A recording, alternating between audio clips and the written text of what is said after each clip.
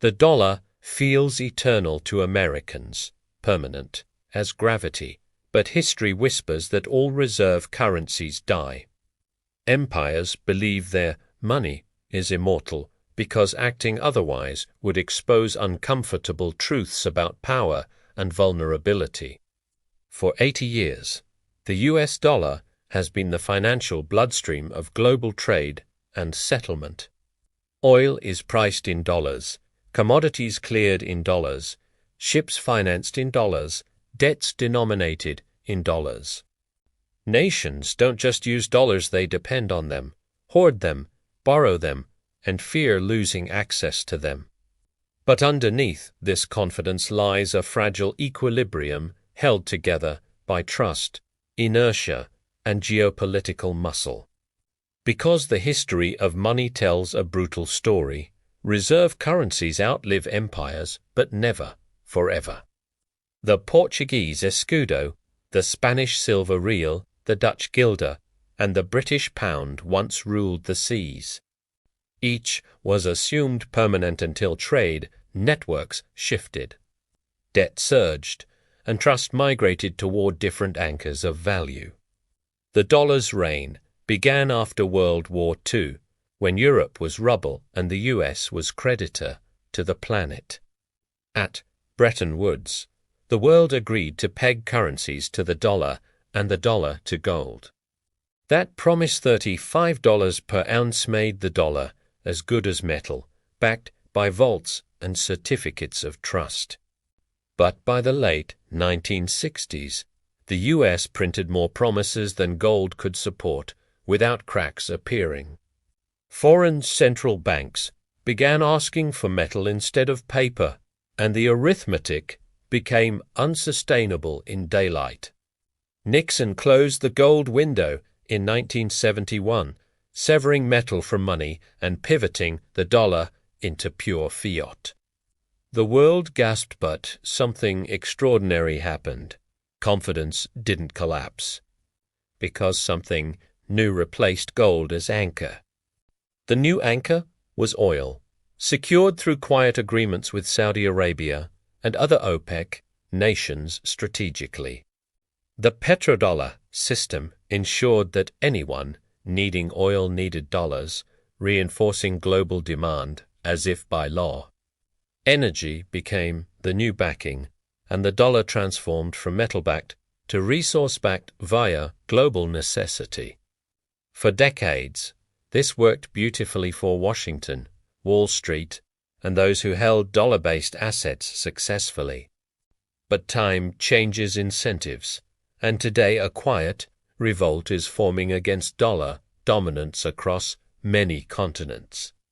Nations watch the U.S. use the dollar system as a geopolitical weapon through sanctions and exclusions. Russia was cut off from SWIFT bank transfers. Iran was frozen, Venezuela isolated. Afghanistan deprived of reserves. Central banks everywhere recognized a chilling message.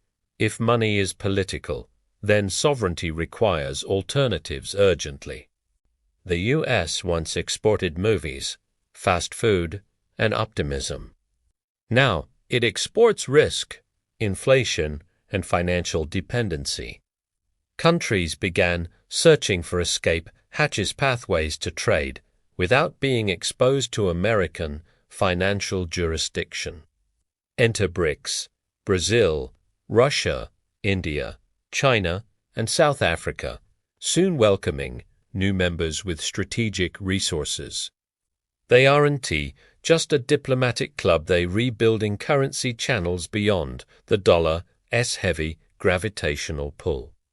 China signs bilateral trade deals in yuan, purchasing oil from Saudi Arabia, gas from Russia, and metals from Africa.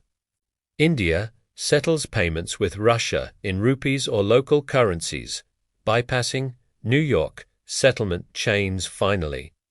Brazil explores yuan clearing in South America, while Indonesia, Malaysia, and Thailand experiment with regional currency settlement. Each small step chips at the dollar's monopoly, not with a single blow, but with 1,000 razor cuts. And beneath the headlines, central banks have been buying gold at record levels for several consecutive years. Gold isn't mystical, it is non-digital, seizure-resistant, sanction-proof, and universally recognized even when trust collapses. While Western financial elites dismissed gold as archaic, the East quietly stockpiled it like lifeboats. China, Russia, Turkey, India nations building geopolitical independence anchor their monetary futures in physical bullion. They've learned a hard lesson. Whoever controls the payments rails controls the world silently. Meanwhile, digital money introduces another front in this currency war: central bank, digital currencies, and programmable settlement. China's digital yuan already conducts cross-border tests, bypassing SWIFT and clearing in seconds instead of days. It carries no credit risk, no correspondent banks, no Western intermediaries, just direct state-to-state transaction flow.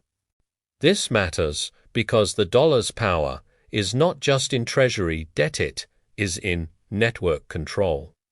Visa, MasterCard, SWIFT, chips, Fedwire, these are invisible pipes that move value across continents instantly. Countries petition politely when they use the dollar. They negotiate as supplicants beneath Washington's financial umbrella. But with alternative rails emerging, they shift from supplicant to counterpart, from subordinate to equal. This doesn't mean the dollar collapses overnight. It means grody d'un soudain. Like every reserve currency before it, the end is not a single moment, it is a migration of trust. And trust always flows toward assets and currencies that insulate wealth from manipulation, inflation, and political interference. Here's the paradox loyal viewers understand well: most of the world's debt is denominated in dollars still. When the dollar weakens, dollar debt burdens ease for borrowers. But America's purchasing power erodes domestically rapidly. Imports become expensive, savings lose real value, and the illusion of stability thins beneath everyday life. If the dollar loses reserve status, trillions of dollars would return home, flooding domestic markets. That tidal wave would unleash inflation unlike anything modern Americans have witnessed in their lifetime history. The world would no longer need to hold dollars in vaults, funds, and sovereign portfolios globally. They would sell treasuries, unwind reserves, and reallocate into gold, yuan, real assets, or commodity-backed instruments. And here's the brutal irony: the winners of this shift won't be the trusting, but the skeptical. Those with assets outside fiat gold, land, productive businesses, resource claims. Diversified currency exposure will stand secure. Those with raw skills builders, producers, engineers.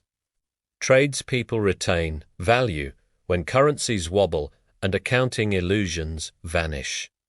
But before we reach collapse, we need to examine what replaces the dollar, not just what dethrones it conceptually. Several candidates emerge, each imperfect, each carrying different strategic advantages and political trade-offs realistically. First, the Chinese yuan, backed by industrial might, trade networks, and the world's largest manufacturing ecosystem now. Second, a BRICS commodity-linked settlement currency, anchored by energy, metals, and critical mineral reserves internationally. Third, a gold-linked digital instrument hard-backed, yet technologically fluid, bridging old trust and new networks. Fourth, decentralized assets like Bitcoin-capped supply, borderless transfer, resistant to inflationary abuse by governments. And finally, a multipolar basket, where several currencies share reserve duty rather than a single hegemon dominating. Each represents a response to the same question: how do we trade without relying on a single empire's currency? The dollar's strength originated in confidence. Its decline begins in doubt, fragmentation, and diversification collectively. As nations diversify away from one anchor, they don't leap to another, they spread weight across many. And this is how reserve currencies die, not with a crash, but with a quiet migration of trust. To understand who wins this shift, we must first understand who benefited from dollar dominance historically. For decades, America enjoyed a privilege. It could print the world's reserve currency and import value cheaply. Other countries shipped goods, energy, and labor to the U.S. in exchange for paper claims and IOUs. While emerging economies worked, the U.S. consumed. While factories burned coal, America swiped credit. But as manufacturing moved to Asia, something profound happened. Value creation left America while consumption stayed. Today, China is the world's factory, India its back office, Brazil its farm, and America its marketplace. Dollar dominance allowed Americans to live above real productive equilibrium, subsidized by global demand for dollars. But when demand for dollars falls, America is forced back into financial gravity, not financial fantasy. This isn't apocalyptic, it's historical correction, like Britain after the pound lost reserve status gradually. But corrections don't happen evenly. They produce winners and losers, both within nations and across nations. On the global stage, commodity exporters stand to gain significantly from a multipolar or Kamazi stem. Russia gains influence selling energy in non-dollar currencies. Saudi Arabia gains leverage by diversifying oil settlement. China ascends as trade flow settles in yuan or in multi-currency clearing systems increasingly. Countries with gold, copper, lithium, and rare earths gain bargaining power in a resource-anchored settlement world. Meanwhile, debt-held economies, those reliant on borrowing in dollars, lose power as currency volatility increases. Argentina, Turkey, Pakistan, Egypt nations exposed to dollar-denominated debt suffer when the dollar declines unpredictably. Because the end of a global reserve currency does not produce fairness, it produces volatility and redistribution. Power flows to those holding tangible resources, not paper-based abstractions or leverage-based illusions. Now look inward at the United States, where the shift will redistribute wealth inside its own borders. Who loses first? Those whose wealth is held in cash or nominal bonds rather than real assets. The retiree with savings in bank deposits, the worker with fixed dollar salary, the family with checking accounts. When the dollar weakens, prices rise faster than wages, and purchasing power becomes a receding target. Who wins? Those holding inflation-resistant or geopolitically neutral assets, real estate, precious metals, scarce commodities. But even among real assets, not all our equal value flows toward productive assets, not speculative emptiness. Farmland produces food. Factories produce goods. Energy infrastructure fills physical demand. Software monetizes attention and data. Another unexpected winner emerges. Nations with young populations and growing labor forces rather than aging demographics. India, Indonesia, Philippines, Vietnam nations with human capital dynamism and rising domestic markets. Meanwhile, aging societies with debt burdens and shrinking workforces struggle to maintain economic momentum properly. Europe and Japan face this challenge already. America inches closer as entitlement spending rises structurally. And behind these forces sits the most overlooked variable: trust the real backing of any currency regime. The question is not merely which currency replaces the dollar functionally.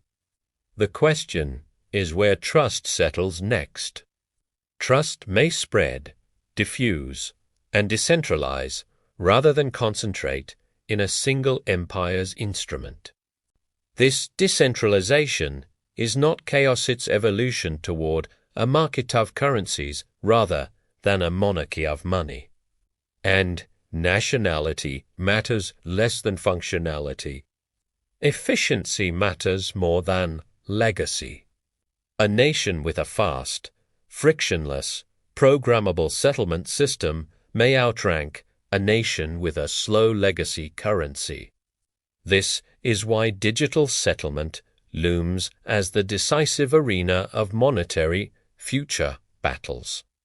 Central bank digital currencies create programmable, money trackable, sanctionable, controllable at the highest administrative level. This gives governments new power but also risks creating Orwellian liquidity where permission replaces sovereignty. Meanwhile, decentralized alternatives, Bitcoin and others, offer non-state issuance in contrast to state-controlled digital rails. These two systems collide, one rooted in central authority, the other in distributed mathematics and voluntary adoption. In Tisklash for Waffenschenzan, one for private wealth preservation. Just as gold and paper coexisted for centuries, digital scarcity and national currency may coexist too. So who ultimately wins the death of the dollar? The answer is not one group, it is several simultaneously, nations with resources, individuals with real assets, organizations with payment infrastructure, and societies that adapt quickly. The losers are those who cling to belief in permanence, trusting institutions long after institutions have shifted. Because the most dangerous assumption is that the future will look like the past simply because we wish it. Reserve currencies don't die. Because someone attacks them, they die. Because faith migrates to something newer and safer. The British never thought the pound would lose global status. They believed empire protected currency automatically. But debt accumulation, military overextension, and economic stagnation toppled financial privilege into past tense. The same patterns echo now.